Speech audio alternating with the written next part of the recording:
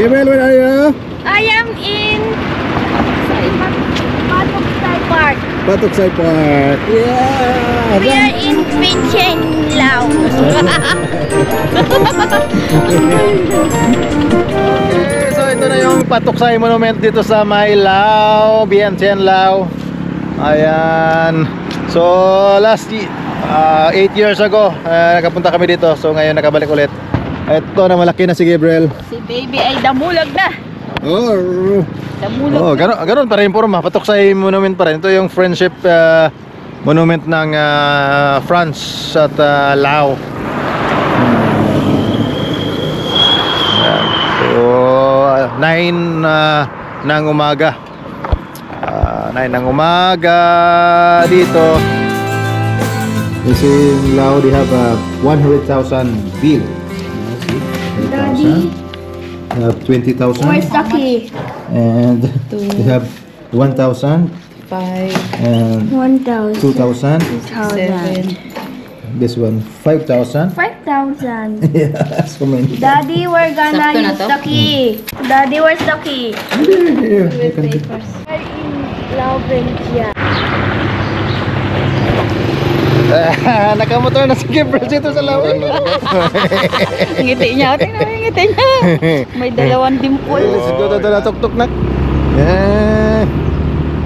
So ayun so nandito na kami sa Vientiane, Laos. At yung unang ay nag-rent kami ng motorcycle. So yung rent ng motorcycle na dito, nag-rent lang ng $7 whole day na yon. So ito yung ginawa namin. Umaga pa lang ay kumuha na kami ng motorcycle. Nag-rent kami. At ito, nilibot-libot namin yung Vientiane. Nakita namin ito. So Buddhist country din ito, kaya marami kang temple na makikita rin dito. So yan, daanan natin.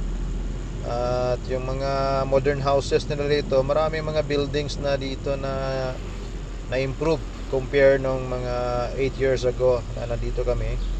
So malaki ang improvement nila ngayon. At nakita nyo naman, maski sa daan nila medyo maayos na, maganda-ganda na, malinis, pero wala ganong turista compare sa Bangkok.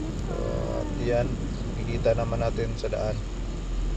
At may mga sarado pang mga apartments sa building, so wala ganong tao.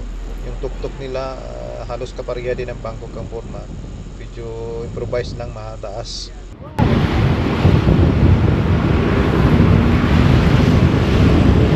So may mga building sila na may mga influence pa ng mga French architecture.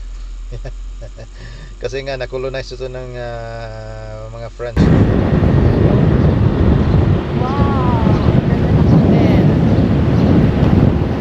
Na batang ibang nag-rent ng bike, kami lang maaga. So ito ay mga nasa 8 o'clock ng umaga.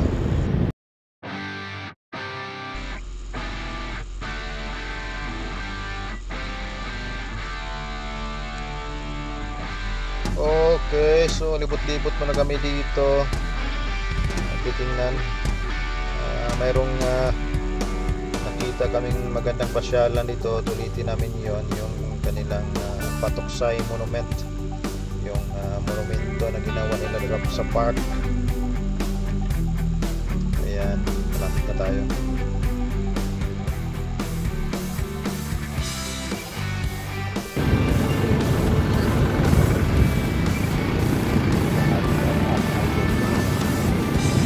Kukumu.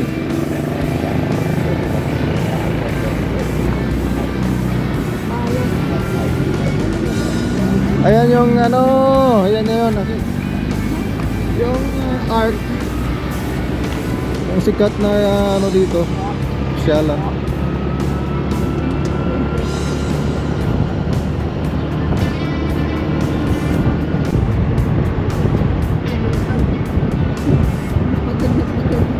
Talatsaw.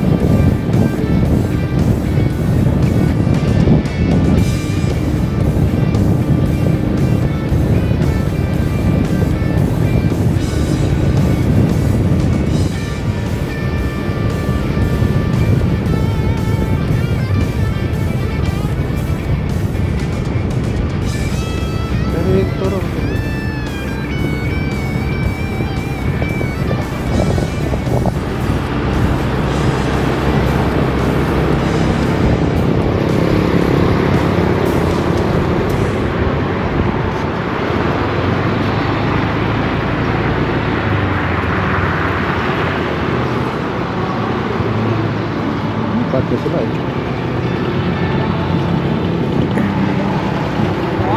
Ayan, so ito na yung isa sa dinadayong lugar dito sa Lao. Ayan. Damulag yan.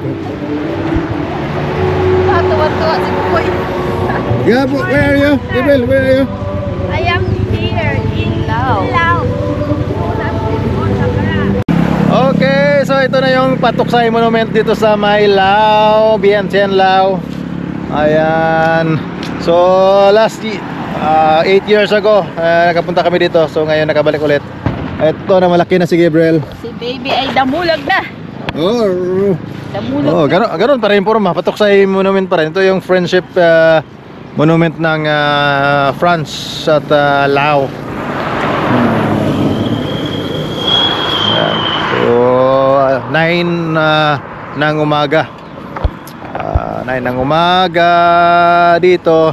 Yung 5 watt lang pala yun. Yung 30,000 k.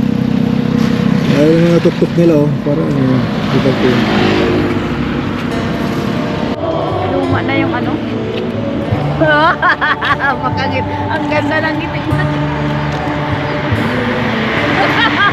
Ang ganda ng ngiti ni Kukoy.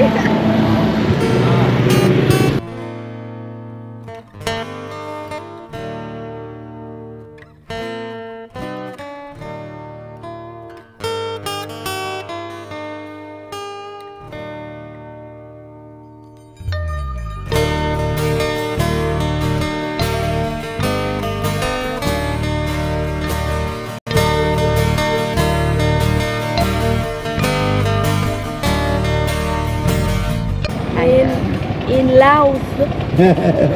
Vientiane. Vientiane, Lao. Alright. Okay, so naabot kami dito sa Parkson Mall ng Lao, Vientiane. Yan lang. Ayan. Ayan. So ito yung kauna-unahang mall na napuntahan namin dati way back in 2016, 2017. Ayan, dito kami. Hindi pa ganong ano to? Hindi pa Tapos? ito dati eh. Wala pa oh. Kasi yan yung Vientiane Center. Putik pa dati itong daanan ah. Yeah. Improve na, well improved na ngayon, napakaraming tao na dito sa area na to. Parkson Naga Mall, Lao. Okay, Gab, hanap na kami ng gasoline station kasi ibalik na namin itong motor para makauwi na. Ano yun? Ano yun? Oh. Okay, so nakita na namin yung bus station din. Sasakyan namin mamaya.